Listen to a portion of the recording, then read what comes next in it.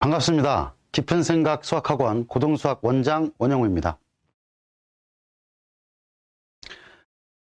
아침부터 설명회 들으시려고 일찍 일정 다 하시고 지금 이제 오후 1시가 됐는데 보통은 이제 온라인 설명회 말고 저희가 이 시기가 되면 대면 설명회를 하거든요. 이제 어머님들 이제 설명회 하는 장소에 모셔서 저도 얼굴 좀 뵙고 제가 얘기를 하면 이제 좀 리액션도 해주시고 호응도 하시고 질문도 하시고 이렇게 해서 수업 설명회가 진행이 되는데 올해 그랬던 것 같아요. 올해 초부터 다른 학년들 설명할 때도 코로나 때문에 뵐 수가 없죠. 저희가 이제 온라인으로 준비를 해봤습니다. 다 이것 때문이죠. 코비드-19, 코비드-19. 이 바이러스 때문에 지금 우리가 정상적인 일정을 소화를 못하고 있는데 우리뿐 아니라 애들도 그렇죠. 애들도 학생들 같은 경우도 지금 학교를 중3 과정을 다 돌아보면 학교를 가는 건지 학교를 안 가는 건지 공부를 하는 건지 수업을 듣고 있는 것 같긴 한데 그렇죠? 온라인 수업을 듣고 있는 것 같긴 한데 하다가 졸기도 하고 핸드폰을 하기도 하고 보면 좀 마음에 안 드시잖아요. 그러니까 오늘 어머님, 아버님, 학부모님들께서 이러시면 안 돼요. 설명회를 온라인으로 보고 있는데 이건 설명회를 보는 건지 틀어놓고 딴 걸 하는 건지 이러면 안 되겠죠. 집중을 좀 해주시고 자, 얘기를 좀 시작해 볼 건데 지금 BCD 보이시죠? 인간이 태어났을 때부터 죽을 때까지 매 순간 하는 게 선택이라고 합니다. 그러니까 저희는 항상 저 B와 D 사이에 있는 C에서 살고 있다고 생각을 하는데 오늘 다른 일정들하고 이 설명회하고 둘 중에 설명회를 선택해서 지금 들어오신 거잖아요. 그 선택이 최고의 선택이 되도록 알차게 한번 진행해 보도록 하겠습니다. 일단은 아까 제가 잠깐 언급했듯이 지금 중학교 3학년 학생들이 올해 좀 다른 선배들하고 또 다른 점이 있어요. 코로나 때문에 교육 과정대로 공부를 쭉 진행하지 못했죠. 학교 수업을 제대로 들을 수가 없었고 학원을 제대로 가지 못했으며 집에서 혼자 공부를 하거나 아니면 온라인으로 공부를 하거나 정상적인 패턴으로 공부하는 게 좀 아니긴 하죠. 그런데 어찌어찌 해서 지금 이제 11월이 됐어요. 그리고 이제 기말고사도 끝나갈 거고 그리고 나면 고등학생이 되는 건데 아직 그렇게 생각하지 않죠. 애들은 아직 그렇게 생각하지 않아요. 그런데 부모님들은 좀 빨리 그렇게 생각을 하세요. 왜? 다 지나봤으니까. 그 시기를 다 겪어 오셨기 때문에 지금이 되게 중요한 시기다 라는 얘기를 해주고 싶죠. 첫 번째로 중학생에서 고등학생이 될 때 뭘 염두에 두고 있어야 되는가에 대한 얘기를 좀 해볼 거예요.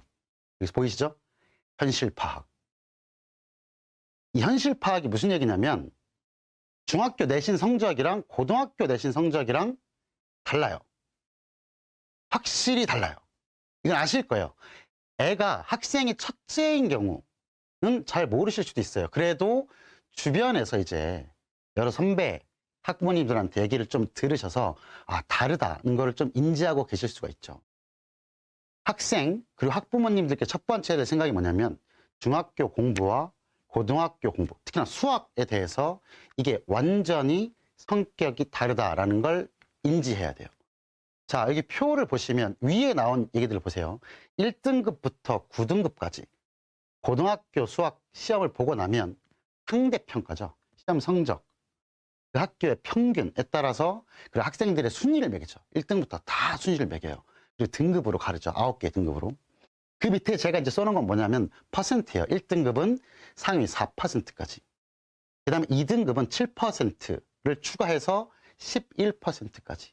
그리고 3등급, 4등급 저 수치 보이시죠?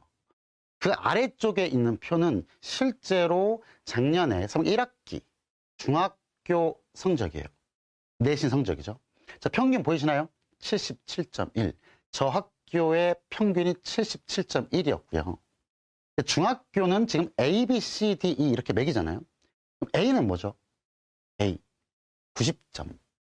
이제 89.9점, 89.9 점으로 한 학교도 있긴 한데 보통 이제 90점이라고 생각을 하잖아요. 그 시험을 봐서 90점이 넘으면 그냥 A인 거죠. A. 이 밑에 비율 보이시나요? 저 47.1, 제가 빨간색으로 하는 게 뭐냐면 저 학교의 전체 인원 중 47.1%가 A인 거예요. A. 뭐라고? 47.1%가 A. 그러니까 그 학교에서 시험을 보잖아요. 공부를 해서 보죠, 애가. 학생이 시험을 봐서 성적이 나왔는데 A를 맞으면 나 그냥 수학 좀 하는데 A, B, C, D, E 중에 A니까 그냥 괜찮은데 부모님들 입장에서 보시기에도 일단 A인데 괜찮지. 이걸 고등학교 성적에 대응시켜 보세요, 이제. 화살표. 저렇게 가야겠죠, 저렇게. 어쨌건 중학교 때 A를 받아서 잘하고 있다라고 생각을 했었으니까 고등학교 올라가서도 1등급을 받을 기대를 하고 있죠. 근데 47.1이면 자, 이제 위에 표를 보세요. 오른쪽으로 어디까지 갈 수 있는지. 도대체 이 애들이 중학교 때 A를 받았던 그 애들, 학생들이 얼마만큼 퍼져 있는지를 보시면 돼요. 보이시나요? 5예요, 5. 보이시죠? 4등급 자체가 지금 40%까지라고 돼 있어. 그러면 넘어간다는 얘기죠. 즉, A를 받았던 학생들을 구분지어 보면 그 안에 5개 있는 거예요. 1등급부터. 그러니까 실제로 고등학교에 진학해서 첫 중간고사를 보죠. 그럼 저 일이 벌어져요. 그러면 이제 난리가 나는 거예요. 학생도 난리가 나고 부모님도 난리가 나는 거죠. 왜? 계속 고등학교 1학년 중간고사 준비를 해왔는데 언제부터? 빠르면 11월부터, 지금부터죠. 아니면 보통은 12월에 저희가 개강을 하니까 12월부터 분명히 공부를 했는데 왜 이럴까? 너는 갑자기 왜 성적이 떨어졌니? 떨어진 게 아니죠. 중학교 시험이 변별력이 없었다. 변별력이 없다. 그러니까 그 안에는 고등학교 1등급부터 5등급까지 섞여 있는 거예요. 물론 저 학교에 한해서 그렇죠. 저 중학교. 그럼 다른 중학교들은 완전히 다를까요? 그렇지 않아요. 다른 중학교들은 보면 A를 받는 비율이 보통 25% 후반, 6, 7, 8 이때부터 30%대가 꽤 많고요. 40% 초반도 많아요. 심각한 학교는 50%, 60%까지 있어요. 그런 양쪽에 있는 건 좀 제외하고 제가 좀 중간에 있는 학교를 예로 들어서 지금 설명을 드린 거예요. 그럼 도대체 저런 분포 상태가 되지 않으려면 어떻게 해야 되냐? 현실을 파악하셔라. 초등학교 때 잘했었죠. 더 가볼까요? 더 애기 때 잘했었죠. 3살 때 잘했었죠. 뭐든 그때는 다 잘해 보이거든요. 애가 처음에 태어나서 걸었잖아요, 갑자기. 그럼 누구보다, 옆집 애보다, 우리 사촌보다 좀 빠르게 걷기만 해도 애가 벌써 걸어요. 말을 조금 빨리 해도 어떡하지? 어딜 보내지? 벌써 그 생각을 하시더라고요. 대학을 어딜 보내지? 걸었는데 이제 말을 하기 시작했는데 그러면서 이제 환상을 조금씩 깨시긴 하거든요. 초등학교 올라가면 천재까지는 아닌 것 같고 중학교에 올라가서 1학년, 2학년, 3학년을 지나면서 영재인가 수재인가 그래도 평균보다는 좀 잘하는 A인데 라고 생각을 하시지만 이 얘기가 중간고사를 보면서 깨지는 경우들이 생겨요. 우리가 깨질 거다라고 예상하고 공부를 하고 있는 건 아니잖아요. 오늘 할 얘기는 그러면 저렇게 A를 받았던 학생이 O로 가지 않으려면 그냥 공부를 열심히 한다. 이걸로는 안 돼요. 지금의 상태를 인식해야 되죠. 그래서 저희 학원이 레벨제로 나눠져 있는 건 다 아시죠. 이제 재원생 분들은 다 아실 거고 이제 재원생이 아닌 학부모님들께서는 그래도 정보를 좀 드렸을 테니까 레벨을 다 나누죠. 그러니까 그때 시험을 보러 오세요. 입학 테스트를 보러 오셔서 항의를 하시는 분들이 가끔 계세요. 이상하다. 우리 애는 계속 A였고 점수가 높았는데 심지어 100점도 많이 맞고 하나 틀리거나 감점을 조금 당해서 그 점수가 매우 좋은 편이었다. A 중에서도. 근데 왜 이 학원에서는 이렇게 레벨이 낮게 나오냐. 다시 말씀드리지만 중학교 시험은 변별력이 없어요. 그래서 그걸로 지금의 학생을 판단하시면 안 된다. 전문 집단에 가서 시험을 보고 실제로 많은 학생들하고 비교가 가능한 상태에서 학생을 객관적으로 판단하셔야 된다. 얘기를 좀 드리고 중학교 시험에서 그리고 고등학교 시험에서 웬 그런 차이가 날까요? 첫 번째로 중학교 시험 있잖아요. 이건 외우면 돼요. 공식을 외우면 돼요. 그리고 유형을 외우면 돼요. 외우고 연습하면 돼요. 그래서 벼락치기가 통해요. 애들이 공부 안 하고 놀다가 살짝 공부하고 살짝 밤을 새거나 시험 기간에 조금 집중하면 다 맞출 수 있는, 그게 가능했던 거죠. 고등학교 수학시험은 그 방식으로는 한계가 존재해요. 절대 해결이 안 돼요.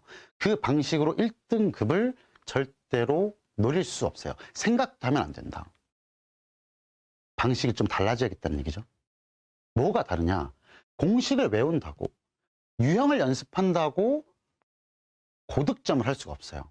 아, 그러면 어려운 심화 응용 문제를 많이 풀어야지. 이런 생각을 하지, 갑자기. 심화 문제를 많이 풀어야, 심화 문제를 많이 푼다고 1등급이 되지도 않아요. 그럼 도대체 뭘 해야 애가 성적이 오르고 시험을 잘 보고 궁극적으로는 대학에 잘 갈 거냐? 부모님들 다 이 생각을 하시죠. 우리 애는 여길 갈 거야. 학생들도 그래요. 여길 갈 거야.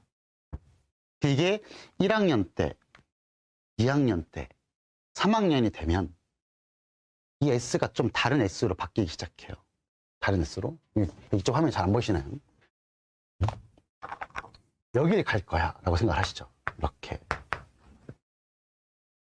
이 S가 우리가 지금 생각하는 S여야 되잖아요. 2학년이 되고 3학년이 돼도. 그렇죠? 학생들도 마찬가지고. 그러기 위해선 우리는 공부를 할 때 태도를 바꿔야 돼요. 학생 입장에서 보면 습관을 바꿔야 되고, 공부하는 태도를 바꿔야 돼요. 복습하는 방법과 태도도 모두 바꾸고 정돈해야 돼요. 물론 이미 잘 된 애들이 있어요. 그 얘기를 제가 드리려고 하는 게 아니에요. 이미 잘 된 애들은 학원을 안 다녀도 돼요. 그냥 하면 돼요, 혼자. 그게 아니니까 이제 어떤 전문가 집단의 도움을 받으려고 하시는 거죠. 제가 좀 전에 말씀드린 게 그거죠. 고등학교 시험은 단순히 외우고 유형을 연습해서는 절대로 극복이 불가능하다. 유형을 외우는 방식은 중학교 때까지는 통해요. 그리고 어느 정도 점수 때까지, 3등급, 이 정도 점수 때까지는 그걸만 연습을 해서 어느 정도까지는 극복이 돼요. 근데 그 이상의 등급은 불가능하다고 보시면 돼요. 그럼 제가 이번에 제목으로 지금 써놓은 게 뭐냐면, 내신과 수능. 이건 뭐냐면 중학교에서 고등학교로 진학한 학생들 있죠. 그 학생들이 중학교 때까지는 수능을 생각하지 않아요. 대부분은. 아닌가요? 그때는 내신을 생각하죠. 내신만. 근데 고등학교에 오면 이제 2개의 시험을 생각해야 돼요. 내신과 수능. 대학에 가는 여러 가지 전형이 있죠. 교과, 학종, 그 논술도 있고 정시, 즉 수능도 있잖아요. 이런 것들 중에 어디에 주목해서 할 것인가. 근데 내신과 수능을 분리시켜서 생각하는 분들이 가끔 계세요. 학생들도 그렇고 학부모님도 그렇고. 이제 학부모님들 세대에 예전에 그런 생각을 해보시거나 말을 들어보신 적 있으실 거예요. 이 문제는 내신스러워. 이 문제는 수능스러워. 혹은 나는 내신은 잘 나오는데 모의고사를 보면 잘 안 나와. 나는 내신은 안 나오지만 모의고사를 보면 시험을 잘 봐. 나는 수능형 인재인가 봐. 이런 학부모님들도 계셨을 거거든요. 학생들도 비슷하게 생각하는 경우들이 좀 생겨요. 근데 이 말을 조심하셔야 돼요. 이 말. 정시파. 애한테서 이 말이 나오는 순간 가족회의를 하셔야 돼요. 이 말을 애 입에서, 애가 이 멘트를 나는 정시파예요 라고 하는 순간에 진짜 다 가족이 모여서 회의를 하셔야 돼요.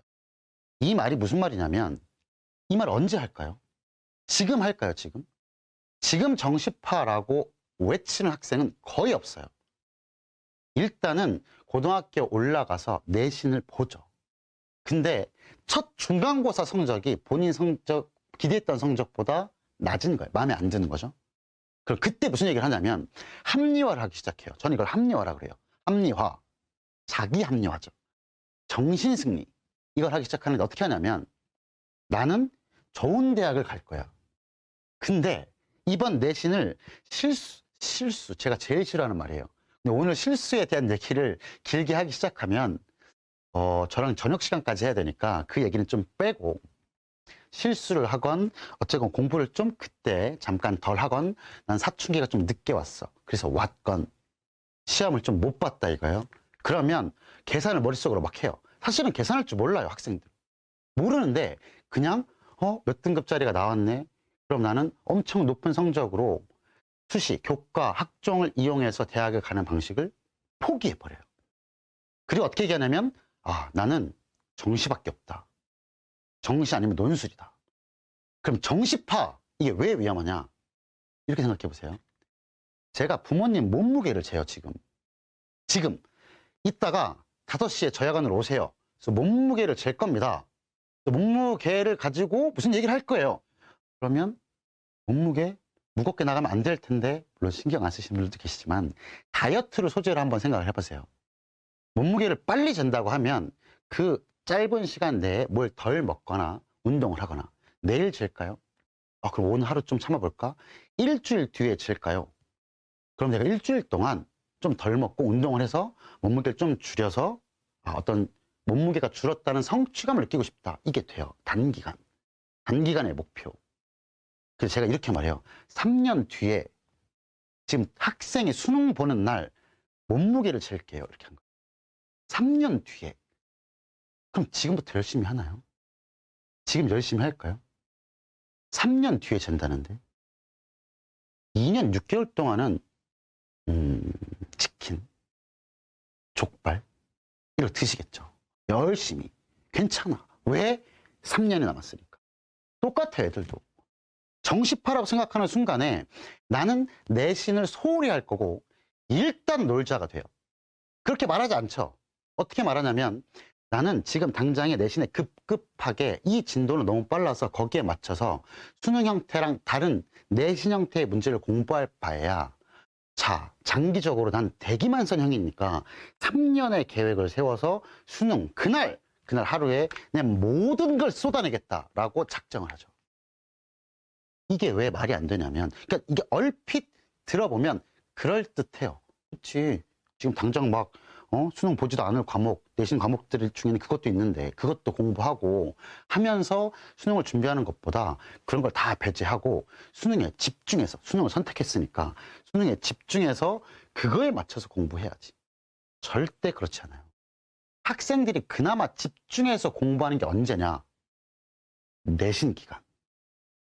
학생들이 집중해서 공부를 많이 해서 학생들의 머리 있죠. 이게 커지는 연산 능력부터 시작해서 사고력, 그리고 응용력, 그리고 문제를 봤을 때 대응하는 방식들을 연습하고 또 연습하는 제일 좋은 기간이 내신 기간이에요. 1년에 4번 있는 중간, 기말.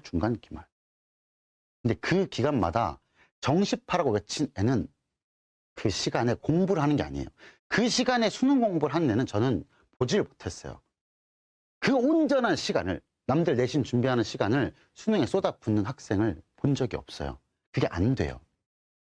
정시파라고 만약에 누가 하면 경계하셔야 돼요. 근데 이게 왜 더 위험한지를 제가 보여드릴게요.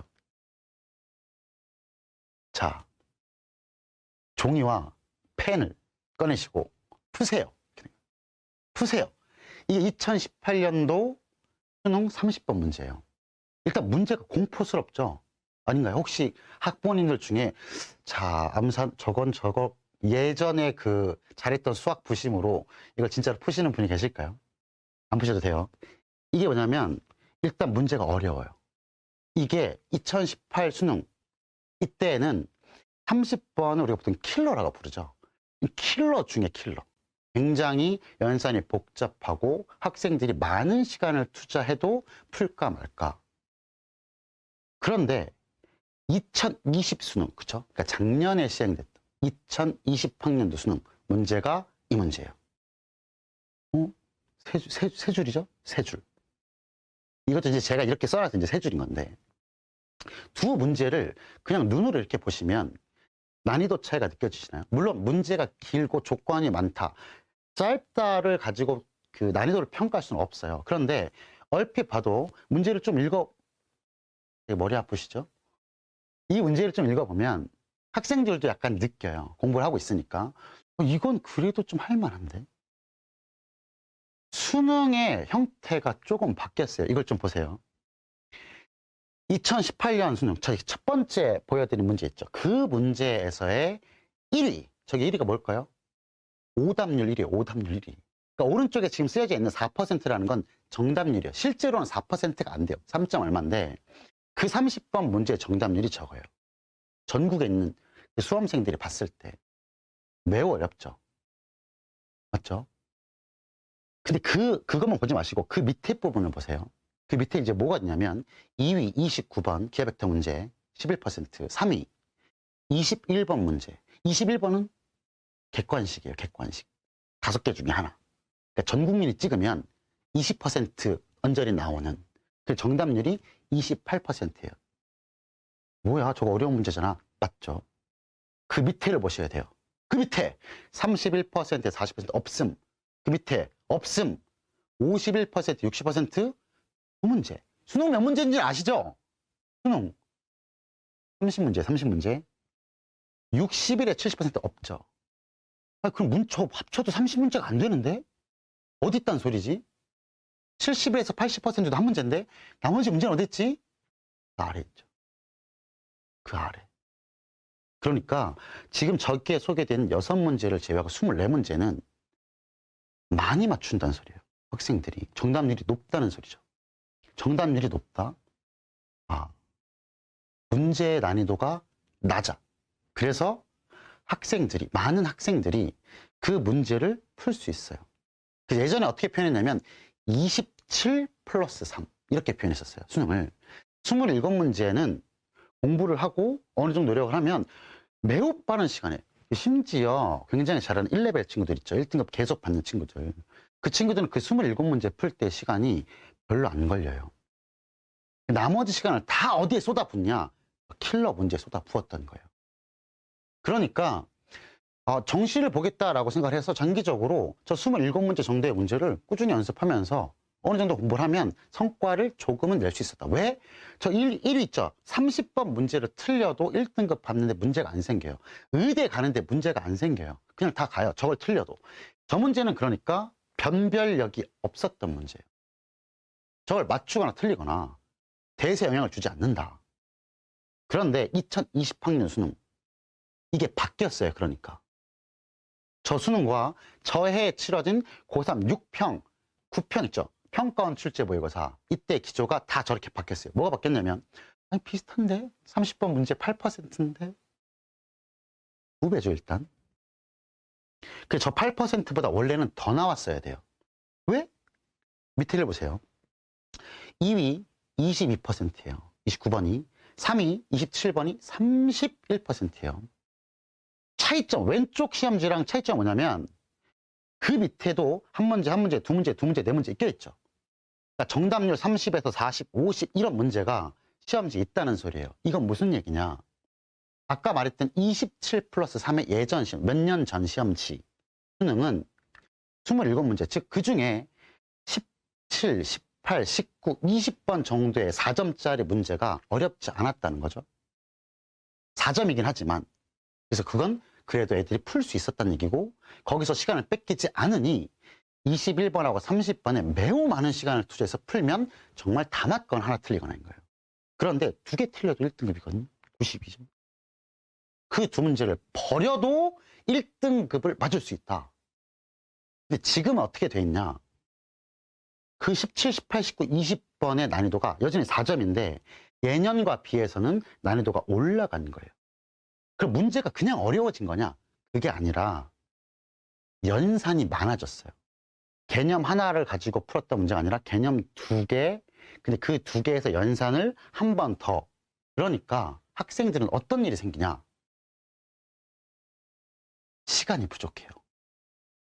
예전에는 막 앞에 거 빨리 풀고 어려운 문제 막 집중해서 풀거나 어려운 거 버리고 앞에 거 검산에 점수를 획득했었는데 지금은 중상 난이도 문제 30번 난이도가 떨어진 이유, 30번 난이도는 떨어졌어요. 30번은 느낌이 원래 한 12점 정도 했어야 돼. 근데 4점이었던 거예요. 지금은 30번 난이도를 좀 낮추는 거죠. 한 6점 이 정도로. 근데 예전에 4점짜리 중에는 이게 왜 4점이야? 3점짜리 같은데 이런 문제가 있었다면 지금은 이거 4점이네. 이거 4점이네. 그래서 애들이 시험 볼 때 어떠냐면 헉헉 돼요. 그러니까 중간 펀치로 애를 계속 괴롭히는 거예요.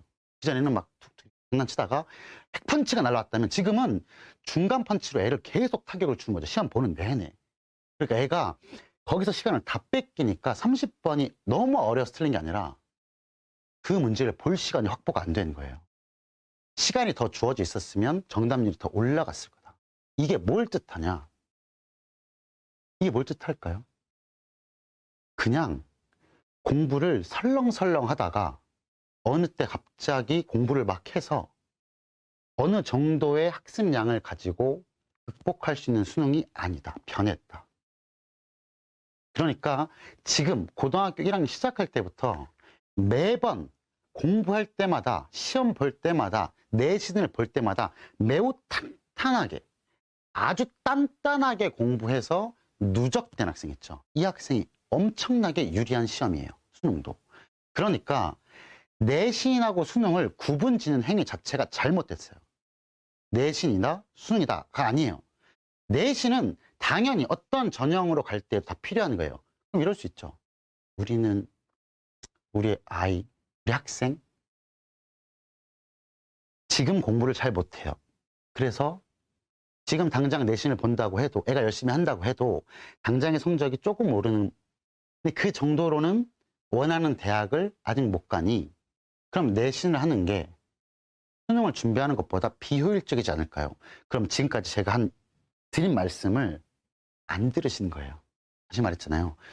나중에 결국에 수능을 잘 보려면 갑자기 수능을 잘 보는 애는 정말 드물어요. 그건 앞동, 아래층, 옆집에 무슨 사촌의 동생 뭐 이런 거 있죠. 실체를 알 수 없는 네이버 뉴스, 다음 뉴스 등등에 나오는 정말 독특한 케이스인 거예요. 논술로 극복해서 갔다. 이것도 다 마찬가지 얘기예요. 정말 드무니까 그런 얘기가 도는 거다. 이해하시죠? 매 공부할 때마다 시험 볼 때마다 이걸 탄탄하게 쌓아나간 학생들이 결국엔 내신에서도 성과를 내고 수능에서도 성과를 내는 이 시험 유형 이걸 기억하셔야 돼요. 그 학생들한테도 자녀분들한테도 이 얘기를 꼭 전달해 주셔야 됩니다. 그럼 도대체 어떻게 하는 소리인가? 어떻게 공부를 해야 시험을 잘 보냐고. 목표는 일단 이거죠. 대학을 잘 가는 거? 좀 당겨볼까요? 1학년으로. 고등학교 처음 올라가서 보는 중간고사. 중간고사를 어떻게 잘 볼까? 중간고사까지 얼만큼 남았죠, 지금? 12월부터 공부한다고 생각을 해서. 12월, 12월, 1월, 2월. 사실은 이 정도를 우리는 방학이라고 생각해요. 겨울 방학. 물론 이제 중3 학생들이니까 이미 방학이라고 느끼는 친구들도 있어요. 뭐 학교에서 지금 특별히 하는 건 없고 기말 끝나고 나면 나는 중등 끝. 이제 고등학생은 아직 아니야. 그럼 언제 놀아야 돼? 지금 놀아야 돼. 지금이 아니면 놀 수가 없어요. 이렇게 주장하는 친구들이 있을 수 있어요. 그래서 실제로도 이 시즌이 되기 전에 가족 여행들을 좀 가시더라고요. 올해는 그래도 뭐 코로나 때문에 좀 그런 게 좀 덜할 거라고 저도 예상을 하는데 이때 중요하다는 얘기를 너무 많이 듣죠. 애들도 지겨울 거예요. 애들도 알아요. 근데 잘 한번 생각해 보세요. 도대체 안 중요한 방학은 언제인가? 도대체 근데 이렇게 얘기하면 또 갑자기 반대로 생각하시던데 그러니까 지금 놀아야 된다 이렇게 생각하는 학생들도 있는데 그게 아니라 안 중요한 방학은 없어요. 그래서 애들한테 사기치면 안 돼요. 얘기해 줘야 돼요. 안 중요한 방학은 없어. 이제는 없어. 고등학교 올라가는 이번 겨울방학 이게 엄청나게 중요하다는 걸 애들도 알고 학부모님도 다 알아요. 그죠? 그럼 그 방학이 지나면 1학년 여름방학 때는 2학기를 준비해야죠. 그럼 2학년 올라가는 겨울방학 때는 이제 2학년인데 공부할 과목이 훨씬 많아지고 난이도도 엄청나게 높아지는데 그러면 2학년 여름방학은 곧 고3이야. 곧 고3. 그럼 고3 올라가는 겨울방학은 진짜 고3인데 고3 여름방학 끝이죠. 그러니까 사실은 안 중요한 방학이 없어요. 근데 왜 지금 방학을 특히나 중요하다고, 더 중요하다라고 많이들 표현을 하냐면, 고등학교 올라가서 보는 첫 중간고사를 보면 학생들이 자기 위치를 어느 정도 정해버려요. 물론 납득을 못하는 친구들 있죠. 왜? 아까 말했듯이 나 중학교 때 잘했었는데 왜 지금 이렇지? 그러나 금방 적응해요. 학교에서 혹은 반에서 자기의 위치를 이 정도라고 가늠해버려요. 이게 제일 위험해요. 시험을 한번 보고 나면 그런가? 기말고사까지 보죠. 그럼 1학기 등급이 나오잖아요. 그럼 이렇게 돼요. 나는 이 학교에서 이 과목, 특히 수학은 이 정도구나 라고 자기의 위치를 선을 그어버리는, 자기 스스로가 테두리에 갇혀버리는 일이 생겨요. 그래서 중간고사 시험이 중요하다라는 얘기를 좀 하는 거죠. 중간고사를 잘 보려면 겨울방학을 어떻게 보내야 되냐고. 그쵸? 저한테 물어보고 싶은 게, 이번 겨울방학을 어떻게 보내면 중간고사를 잘 볼 수 있나? 답은 다 알고 계세요. 공부를 해야지. 공부를 해야죠. 이 말은 사실은 좀 애매해요. 애들이 공부를 안 하나? 학생들은 분명히 공부를 해요. 학원을 다니죠. 수업을 듣고 숙제도 해요. 오답정리, 그 유명한 오답정리, 이것도 다 해요. 그런데 똑같은 반에서, 똑같은 레벨, 똑같은 반에서 같은 선생님한테 수업을 듣고 같은 숙제를 하고 같은 복습을 했다고 쳐도 성과가 조금씩 달라요. 왜 그럴까요? 습관, 그리고 태도, 공부를 대하는 태도, 공부할 때 본인이 가지고 있는 습관, 이것부터 싹 다 기준을 다 바꿔야 돼요. 제가 저기 써놨죠. 언제 고1이 되는가? 언제 될까요? 언제? 입학식이라고 생각하는 학생들이 있어요. 그쵸, 어쨌건 우리가 정한 테두리 안에서는 입학을 해야 고등학생인 거니까. 애들이 아직 초졸이잖아요, 초졸. 그죠? 중학교 졸업을 안 했으니까 초졸은 맞는데, 심리적으로 이걸 좀 빨리 생각하는 학생들이 있어요. 나는 중학교 생활이 이제 끝났고 나는 고등학생이다. 정말 드물죠. 매우 기특한, 거의 없어요. 잘하는 친구들 중에서도 아직 고1이라고 생각 안 해요. 그럼 언제 생각할까요? 12월에 개강하면, 저희가 이제 12월 7일이 개강이니까 7일? 그 주에 그때 개강하면 그래도 올해까지는 놀아야지. 크리스마스 때까지는 놀아야지. 올해 말까지는 놀아야지. 새해 마음을 먹고 공부하려고 했지만 그래도 1월 달까지는, 2월 달까지는 계속 뒤로 밀려나가기 시작해요.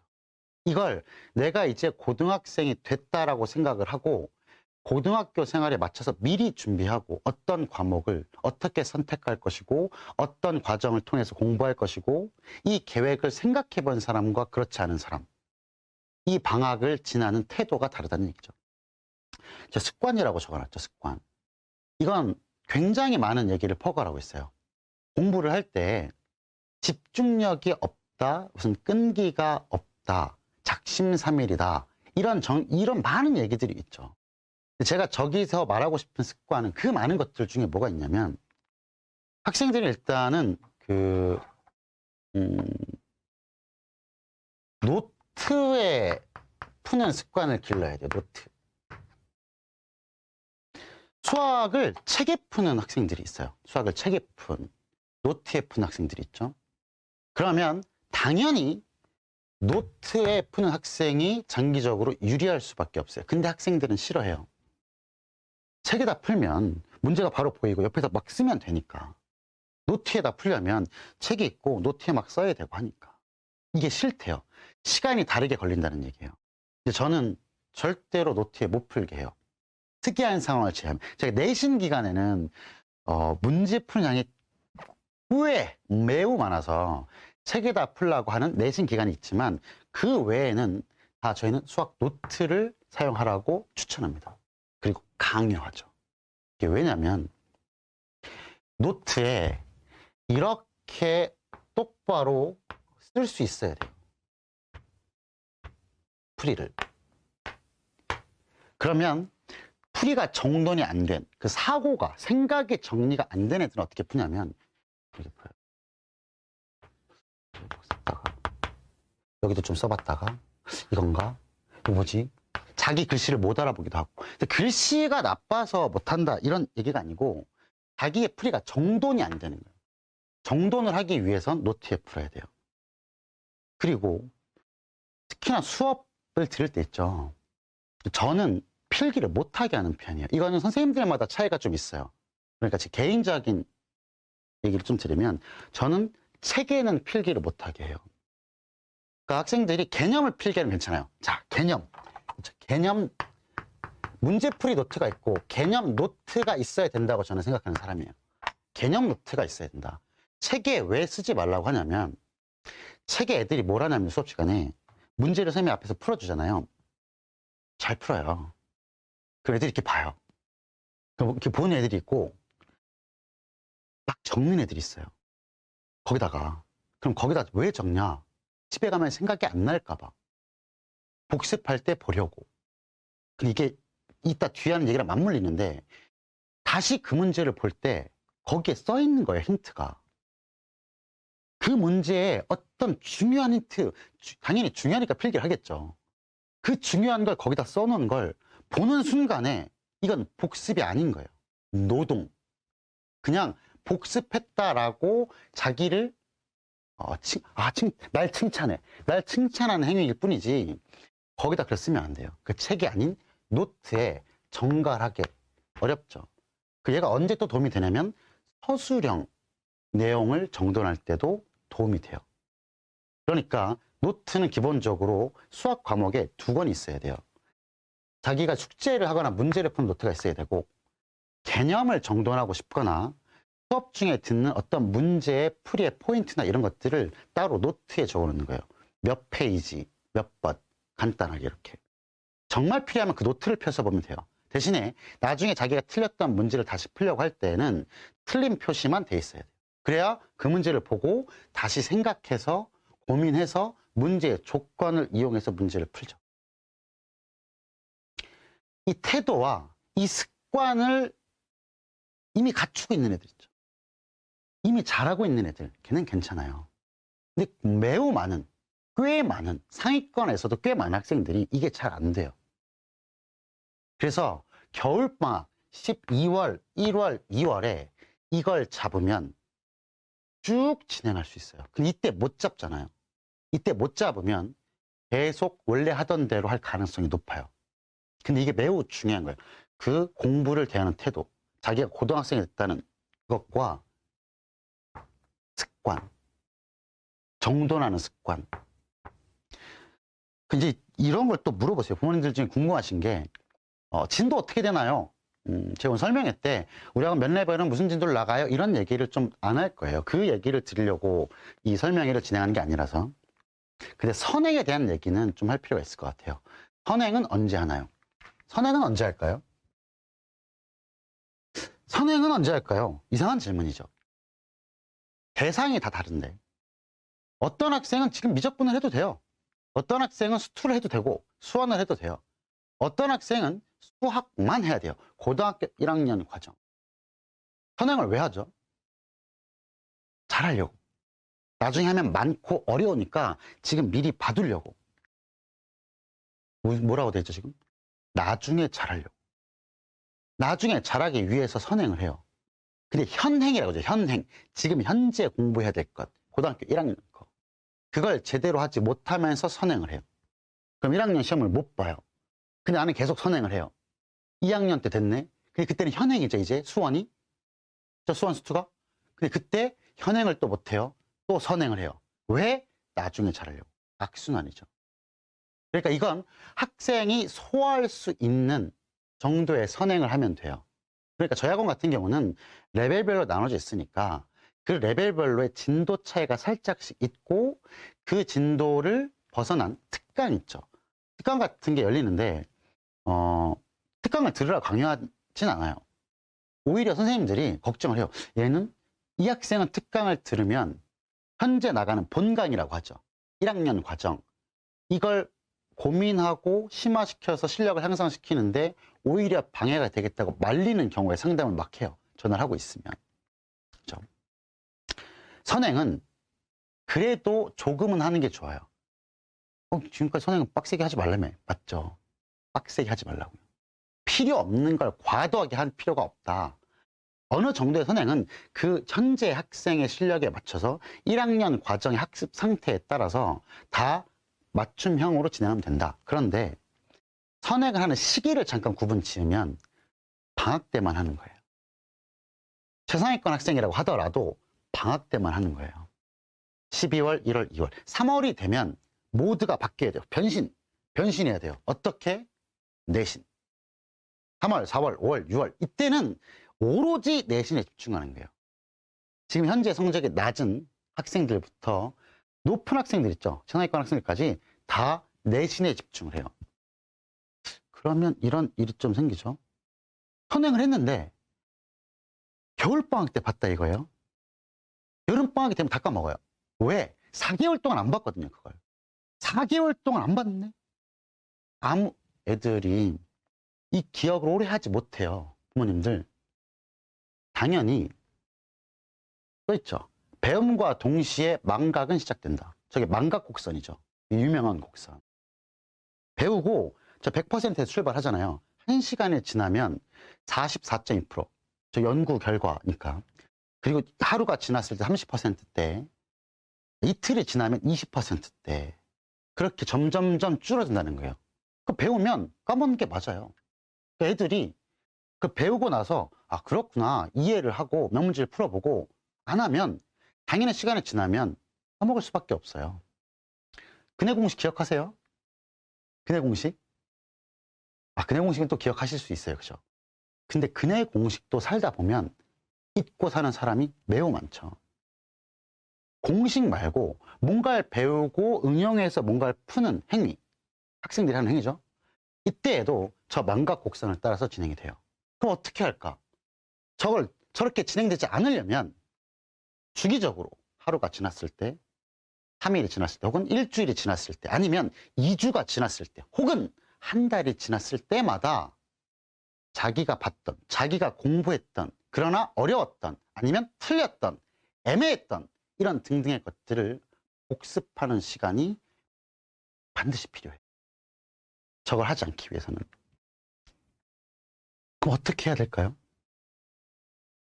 1학기 내신을 성공하기 위해서 겨울방학 때 태도를 정돈하고 습관을 올바른 방식으로 바꿔서 과도한 선행을 하지 않으며 복습을 열심히 하고 공부를 열심히 해서 내신을 잘 봐야지.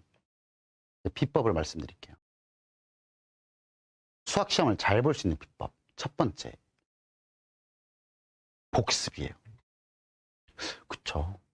복습은 다 하죠. 복습을 어떻게 할까요?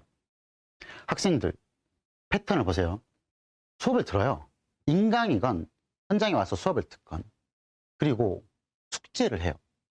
풀죠, 이렇게. 그럼 숙제를 100문제, 맞나요? 수치가 편해서 100문제를 냈어요. 학생들이 100문제를 풀죠. 왜 100문제를 풀어야 될까요? 애 머릿속을 들여다볼 수 없으니까. 아무도 그 학생들마다 다르죠. 같은 레벨에 있어도 그 각각의 학생들이 모르는 문제가 비슷한 것도 있고 공통된 것도 있지만 달라요. 근데 저희는 이제 선별을 한 거죠. 이런 주제는 알아도 연습이 필요하고 이건 중요하니까 반복해서 풀어야 되고 등등의 기준으로 저희 학원의 컨텐츠가 어마무시하잖아요. 어마무시해요. 그걸 가지고 선별해서 이제 숙제를 내죠. 그 어떤 학생이 이 중에 80문제는 알고 20문제는 몰랐다인 거예요. 그럼 도대체 이 숙제는 왜 한 거냐? 목표가 뭐냐? 잘하려고요? 아니에요. 그리고 공부한 거냐? 아니죠. 공부했는데 숙제했으면 공부한 거지. 아니죠. 그래서 공부라는 개념 자체를 바꿔야 된다고요. 이거 찾으려고. 그러니까 숙제는 이걸 찾으려고 한 행위예요. 행위 그냥. 이걸 미리 알면 참 좋죠. 근데 모르니까 문제집을 사서 풀면 다 푸는 거예요. 그럼 다 풀고 나서 모르는 걸 찾았어. 그럼 이게 보물이죠. 보물, 보석. 이게 제일 중요한 거잖아요. 이걸 계속 체크해서 풀어야죠. 만약에 이제 문제를 푼다고 치면 1번, 2번, 3번 이렇게 가잖아요. 어떤 문제는 내가 맞았고, 어떤 건 틀렸고, 이건 아예 모르겠고, 이거는 뭐 계산 실수를 해서 틀렸고 이런 표시를 할 거 아니에요. 이 표시를 어디에 하냐? 노트에도 하지만 반드시 책에 표시가 돼 있어요. 책에. 노트는 자기가 하고 노트는 잃어버릴 수도 있잖아요. 근데 책은 잃어버리면 안 되죠. 책을 풀어서 버리면 안 되고 책에 표시가 돼 있어야 돼요. 아까 내가 책에다가 뭐 쓰지 말라 그랬죠. 어떤 설명, 힌트 이런 거, 밑줄 이런 거 안 하는 거라고요. 왜? 그걸 2주 뒤에 다시 풀어야 돼요. 얘는 2주 뒤에 다시 풀어야죠. 2주 뒤에 다시 풀었는데 고치긴 했는데 이 문제는 나중에 다시 풀어봐야 돼. 이 문제는 어려웠는데 다시 풀어봤는데 2주 뒤에 여전히 중요하고 어려운 것 같아. 나중에 다시 풀어야지. 자기의 표현이 있어야 돼요. 그럼 세 번째, 한 달 뒤에 어느 일요일에 이걸 다시 보면 이번엔 얘를 푸는 거예요. 얘를 풀고 이걸 반복해서 푸는 거죠. 근데 이러다 보면 지겨워져요. 지겹죠. 풀었던 거 또 푸는데. 새로운 자극을 원해요. 학생들이 수학 공부를 좋아하지 않아도 새로운 자극을 좋아하긴 해요. 풀었던 거 또 푸는 거 싫어하고 들었던 거 또 듣는 거 싫어하고. 근데 비밀이 뭐냐면 잘하는 애들은 그걸 해요. 매우 잘하는 애들일수록 이걸 굉장히 잘해요. 한 달 뒤에, 2달 뒤에. 내신 기간에 이런 것들만 몰아서. 왜? 내가 틀려왔던 것들이고 중요하다고 생각했던 것들. 이 표시가 안 돼 있으면 다시 다 풀어서 그걸 찾아야 되잖아요. 복습을 하는 얘기는 이걸 풀라는 얘기예요. 그래서 복습, 제 별표 하나 있죠? 중요하다. 두 번째, 복습이에요. 복습. 그럼 복습을 어떻게 해야 되냐? 아까 방식을 말씀드렸죠? 좀 더 얘기해 볼까요? 왜 이때 풀라고 지나서 1주 뒤, 2주 뒤, 혹은 한 달 뒤에 풀라고 하냐면, 그러니까 이걸 몇 번 풀었어요. 뭐 어떤 문제집을 5번 봤어요. 안 중요해요. 애들은 몇 회독이라고 말해요. 나 이 책을 5회독했어. 난 이 책을 10회독할 거야. 10번 보겠다 이거죠. 일주일 동안 그걸 10번 보면 의미가 있을까요? 의미 하나도 없죠. 단기간에 10번을 보는 건 아무런 의미가 없어요. 1년 동안 10번 보면 그건 의미가 있죠. 횟수가 중요한 게 아니라 띄엄띄엄 봐야 된다는 얘기예요. 똑같은 문제를, 근데 틀린 문제를, 새로운 문제만, 그 자극만 찾으려고 하는 게 아니라 풀었다, 근데 틀렸다. 다시 풀어봐야 돼. 중요한 문제야. 이걸 2주 뒤면 애들이 좀 까먹어요. 풀이 방식이나 이런 걸. 세 번째 볼 때 아무것도 안 써있잖아요. 근데 그때 어느 정도 문제가 외워지는 경우들이 생겨요. 그래도 다시 푸는 거예요. 이렇게. 나중에 이런 것들만 몰아서. 그래서 저희가 뭐냐면 같은 형태의 문제들 있죠. 그 문제들 변형해서 시험을 보는 거예요. 그 문제를 그대로 시험 보기도 하고 그 문제와 같은 유형인데 답을 외워서 풀 수 없는 구조를 살짝 바꾼. 이걸 응용이라 하기 좀 어렵고 학생들이 틀렸던 그 문제에 대한 변형 문제. 왜? 그 많은 학교의 내신 기출 문제집을 다 가지고 있으니까. 그 컨텐츠에서 교재에 넣는 게 있고 같은 유형인데 이건 넣고 이건 안 넣고 분류해 놓은 자료들 이걸 가지고 학생들 연습시키는 그 연습이 매우 중요하다는 거죠. 세 번째, 이게 핵심이에요. 이게 진짜 핵심이에요. 이거. 영혼을 갈아 넣은 복습. 제가 왜 이렇게 표현했냐면 영혼을 갈아 넣어. 영혼. 그러니까 그냥 하는 복습은 이거는 똑같아요. 나는 수업을 들었어요. 문제를 풀었고 모르는 문제 질문에 설명을 들었고 집에 가서 복습을 했어요. 이 복습이 보통 오답 정리라고 보통 많이 표현하죠. 저희 학원에서는 이제 파란 펜, 오답 정리를 파란색 펜으로 해야 돼서 파란 펜이라고 부르는데 이 오답 정리에 대한 오해가 좀 있어요.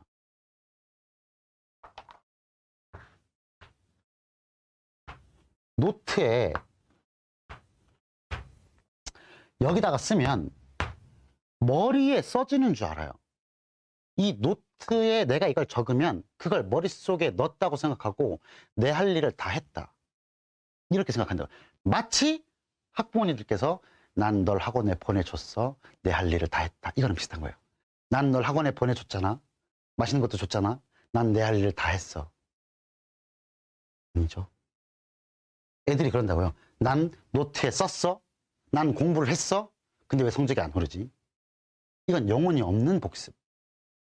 진짜로 성적을 올리고 싶고 좋은 대학에 가고 싶어서 공부를 열심히 해서 이걸 극복하겠다라는 이 갈망, 열망이 없는 그냥 행위. 그러니까 이걸 백날 해봤자 의미가 없죠. 이걸 그 소장용으로 만드는 애들이 있어요. 저도 지금 막 이 형광색 분필 여기 있잖아요. 여기에 형광펜을 5가지, 6가지 막 쓰는 거예요. 막 별표 치고 밑줄 쓰고 문제는 무슨 문제를 왜 쓰고 있을까요? 저는 여기다 문제 쓰는 게 제일 이해 안 돼요. 문제를 그 쓰는 시간에 공부를 해야 되는데 문제를 여기다 쓰고 있는 거예요. 이쁘게. 풀이를 옆에다 적어요. 그럼 그걸 뭐 할까요? 오답 찍는다 그걸 봐요 나중에. 이 말을 들은 거예요. 엄마, 학부모님이 설명회를 듣고 가서 야 2주 뒤에 틀린 거 다시 풀어야 된대. 4주 뒤에 다시 풀어야 된대. 그랬더니 집에 가서 애를 막 쪼은 거예요. 너 이거 해야 돼. 이거 무조건 해야 돼. 2주 뒤에 4주 뒤에 풀어. 오답 정리한 걸 노트를 펴는 거죠. 근데 어떻게 됐어요? 옆에 형광펜으로 중요한 풀이와 중요한 포인트가 다 써 있잖아요. 그럼 애가 그걸 푸는 게 아니라 읽는 거죠. 다시 읽고 나 알아. 모르는 거라니까요. 뭔가 정보가 들어가 있는 다시 푸는 행위는 아무런 의미가 없어요. 자기가 생각한 게 아니기 때문에. 그러니까 복습에 대한 개념 자체를 바꿔야 돼요. 그냥 복습 말고 여기다 적는 거 말고 이거 없어도 돼요. 심지어는 이거 별표. 내가 이 문제를 다시 풀어도 몰라. 근데 알아? 그래도 시간이 지나면 모를 수도 있으니까 내가 많이 틀렸던 유형이 뭘까? 왜 틀렸을까?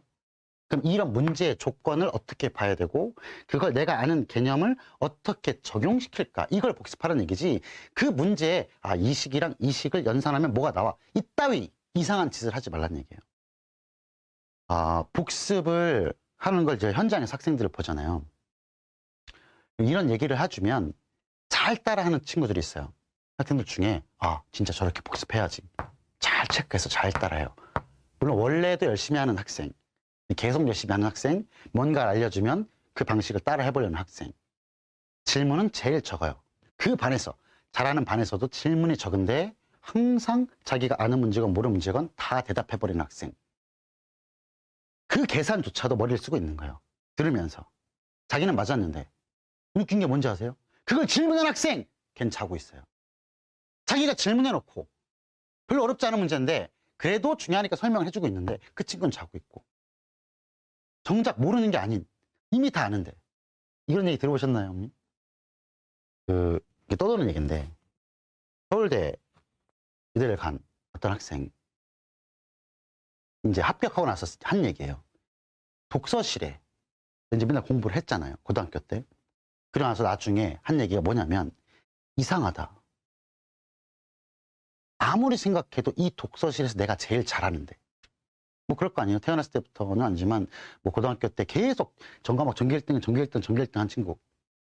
아무리 생각해도 내가 제일 잘하는데 내가 제일 많이, 제일 늦게까지 한다. 다른 그 독서실에 있는 애들은 얘보다 못하는데 덜 하고 더 열심히 하지 않는다는 얘기죠. 이게 그 얘기예요. 제가 그 경험한 친구 중에 한 명이 뭐였냐면 저도 놀랐어요. 이 친구가 이 정도로 복습을 할 줄은. 그 친구가 이제 고등학교 1학년 때부터 수업을 듣다가 고3이 됐어요. 고3. 근데 고3 7월 고3 7월이면 이제 수능이 얼마 안 남은 100일이 조금 넘게 남은 시점에 저한테 상담을 해달라고 상담을 했는데 여러 가지 질문 중에 이 얘기랑 관련이 된 건 질문을 하나 받아주세요 였어요. 뭐 가져와? 근데 그 학생이 뭘 가져왔냐면 고등학교 2학년 때 고3인데 고등학교 2학년 때 썼던 내신 문제집을 한 권 가지고 왔어요. 이거 뭐야? 왜 풀었어? 그랬더니 그 친구가 뭐라고 했냐면 선생님 말을 듣고 그동안에 가지고 있던 문제집을 안 버린 거예요. 1학년 때부터. 그리고 고3 7월에 6월 모의고사 끝나고 한창 공부하고 있을 때 그 문제집에서 자기가 틀렸던 문제들을 다시 다 풀어봤대요. 저는 되게 놀랐어요. 그 친구 원래 잘하는 친구거든요. 그 친구는 이제 뭐 모의고 친구인데 이제 졸업해서 대학을 잘 다니고 있죠. 그러니까 학교에서도 수학을 잘했었고 학원에서도 잘했었어요. 그래서 경시대회 같은 거 하면 그냥 1등 하는 친구. 근데 수학을 열심히 하죠. 근데 그 친구 어떻게 했냐면 그걸 다 풀었다고요. 그 중에 한 문제를 가져온 거예요. 그것도 이게 맞나요? 라고 물어보는 식으로. 제가 되게 칭찬해 줬어요. 그러니까 아는 거죠. 자기가 틀렸던 문제. 그 문제를 지금 거의 다시 풀어요. 근데 걔는 뭘 공부한 거냐면 제 말을 이해한 거예요. 그 문제에 연산하는 데 의미를 두지 않고 그때 내가 왜 틀렸었는지, 여기는 왜 별표가 몇 개 있는지, 그럼 이게 어떤 단원의 어떤 개념이 어떻게 사용되는 문제. 그러니까 나는 이런 상황들을 계속 머릿속에 가두는 거예요. 이렇게 공부한 애들이 정말 태도 좋게 공부해서 대학에 잘 가는 케이스. 제가 저렇게 그렇게 써놓은 거예요. 영혼을 갈아넣은 복습. 저렇게 해야 그냥 최상위권으로 갈 수 있다. 아무나 될 수 있는 게 아니죠. 좀 힘들죠. 이렇게 얘기하다 보면 이들은 도대체 어느 정도까지 공부를 해야 돼? 그냥 공부하는 걸로 되지 않아요. 그냥 적당히 공부하고 적당히 오답 정리하고 적당히 복습하는 걸로 될 거면 이렇게 설명회를 들으실 필요가 없죠. 지금 이 표 보시나요? 다음 얘기로 넘어가서 이건 뭐냐면 1학년이 아니라 2학년 거예요. 갑자기 1학년 시험 중요하고 1학년 거 잘 봐야 되는데 맞죠? 중학교랑 다르게 고등학교는 시간이 이렇게 가요. 시간이 그렇게 가는 게 아니라 애들이 할 게 많아서. 수학만 놓고 보면 1학년 때는 수학상, 수학하 이렇게 해서 수학이라고 하죠. 여기에 그냥 책이 다 있는 거예요. 이렇게. 이걸 가지고 1년 동안 공부하면 돼요. 근데 고등학교 2학년이 되는 순간 어떻게 되냐. 일단 문이과 9는 없죠. 그러면 1학기 때 수1을 나가요. 저거 3단원밖에 안 되는데 이러시면 안 돼요. 저건 대단원을 써놓은 거니까.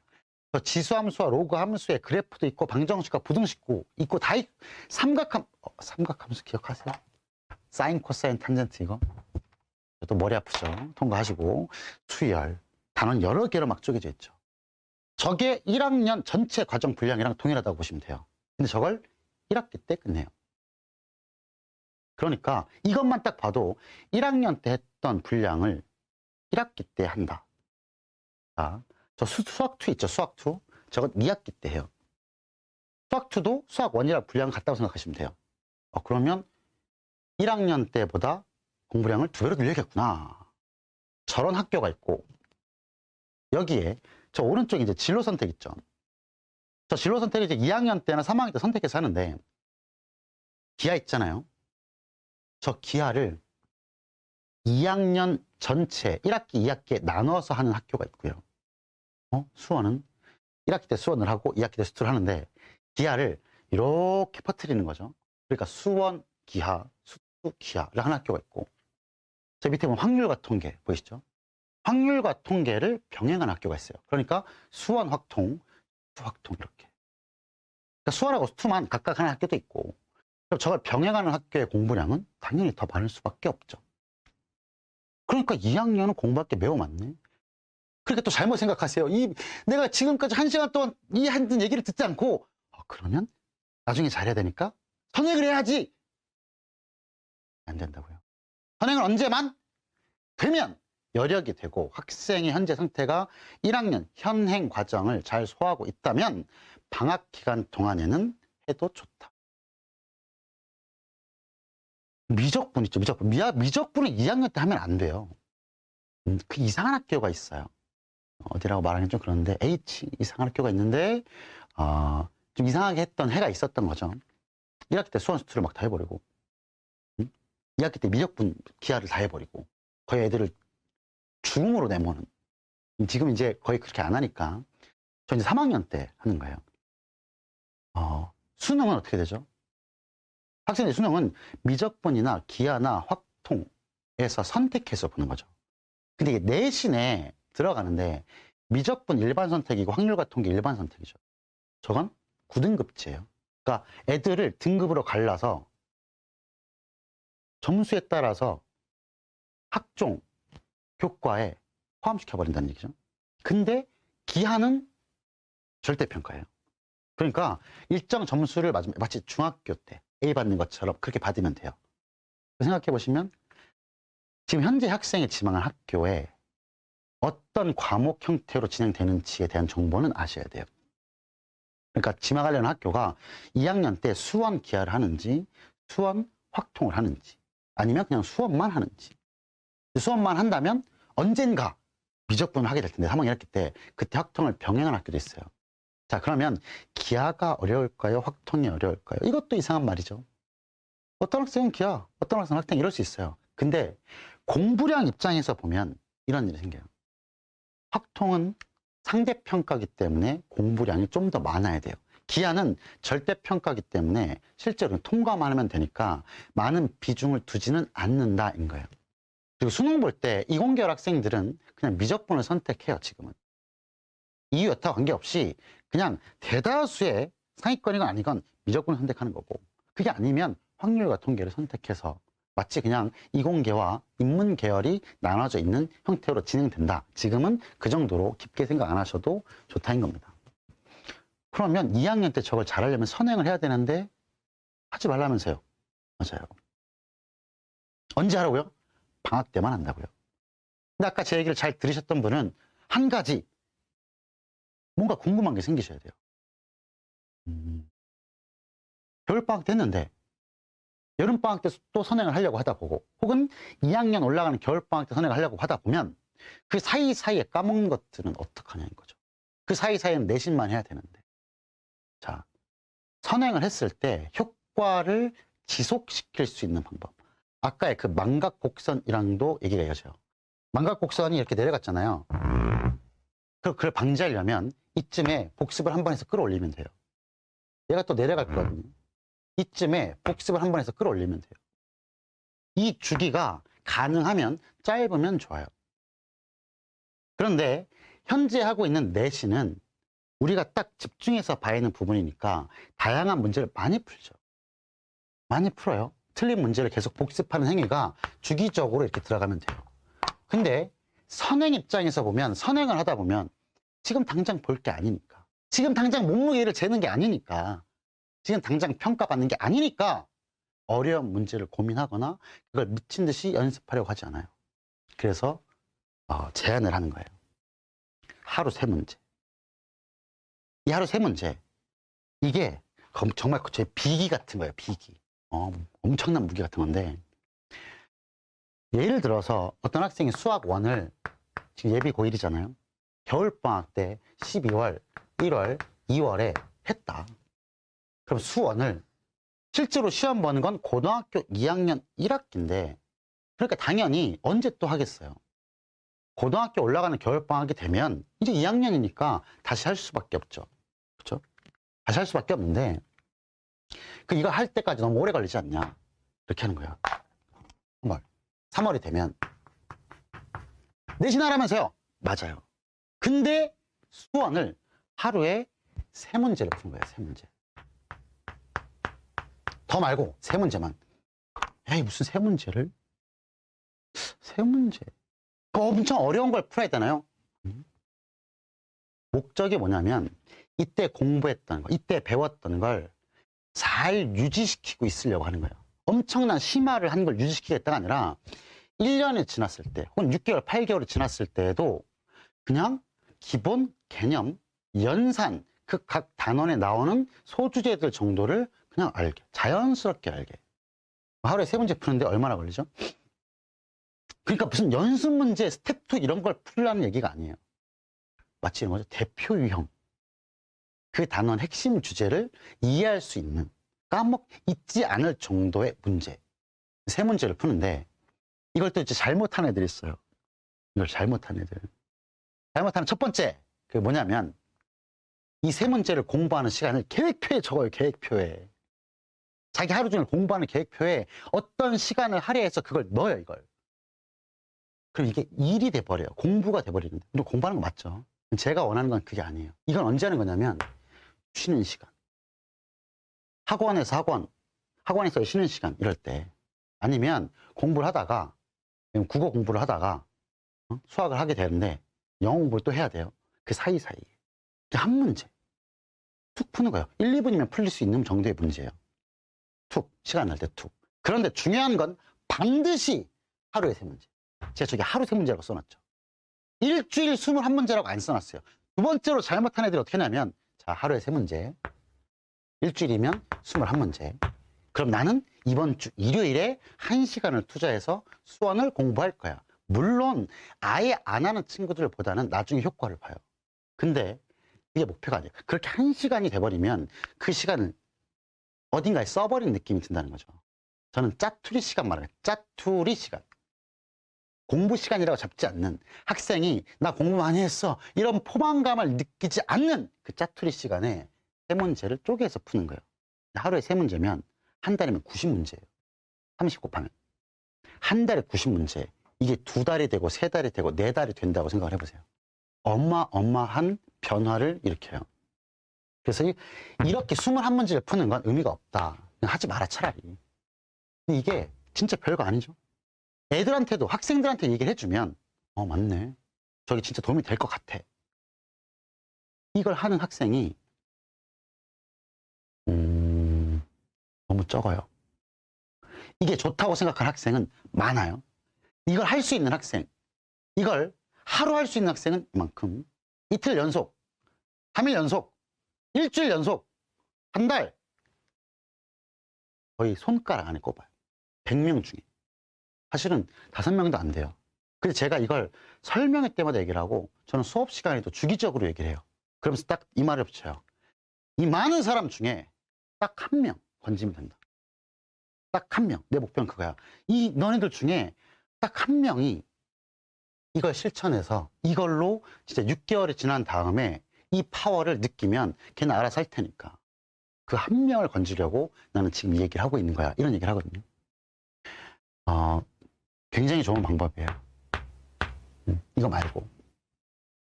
또 이제 그 설명회 들으시고, 자, 학생, 애한테 너 일로 와봐. 일로 와. 영상 봐. 이거 뭐 하라 그랬어? 하루에 3문제. 자, 3문제 풀어서 검사, 받아, 시간 정해, 계획표 하지 마시고요. 애가 납득을 해야 돼, 애가. 학생이 저걸 하고. 근데 저걸 할 수 있는 사람이 많지 않죠. 저는 그래서 더 가치 있는 일이라고 봐요. 다 저렇게 해버리면, 누구나 쉽게 하는 거니까. 그렇지 않아서 매우 가치 있는 일이고 좋은 방법이다. 추천드립니다. 자, 그래서 오늘은 이런저런 얘기를 쭉 진행해 왔는데, 결국엔 뭐예요? 애가 이번 겨울에 이제 바로 11월, 12월 이렇게 지나갈 때 애의 습관이 제대로 잡혀 있는지, 아니면 그걸 바꿔줘야 되고, 공부에 대한 태도, 그리고 마음, 동기부여, 이런 것들이 제대로 되는지. 이게 첫 번째예요. 복습, 개념을 다시 정리해야 된다. 복습에 대한 개념. 오답, 노트에 집중하지 마라. 그죠? 정리해보면 거의 그런 키워드로 제가 말씀을 드렸어요. 그리고 정시파는 안 돼요. 정시파는 아니다. 정시파라는 건 없다. 정시파 얘기가 나오면 가족회의를 하셔야 된다. 근데 애들은요, 제가 아까 그 말씀 드렸잖아요. 방학이 안 중요한 방학이 없어요.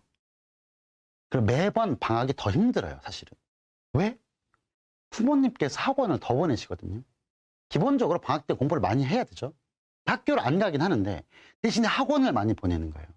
주의사항 하나를 더 말씀드리면, 제가 이 얘기를 했는데, 이거예요. 흰자.